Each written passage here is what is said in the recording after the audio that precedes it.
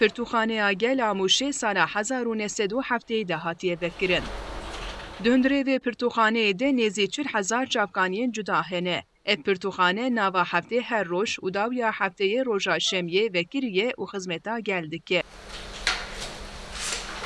Eğer bir kütüphane, bir kitap lazımdır. Ji zarokan heta mezinan herkes dikare ji vir bi şertê ku nava du hefteyan de bîne pirtûkan werbigire. Sê bölümê kütüphane me heye.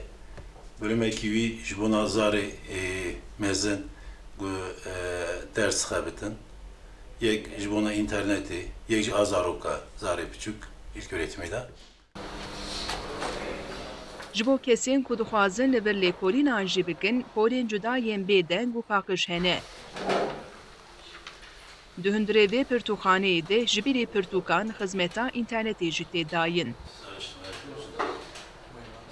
Haftada 5 zotên vira ders xebtin. Bir de internet hizmetleri faydalanmıştım. Seri saat 80 temi vira ve ivari saat yakın 5 falan ezler kerim. Yani ez ne çünkü 15 tadilde işte yarı tadilde ne çünkü le mal ne karım xebtim.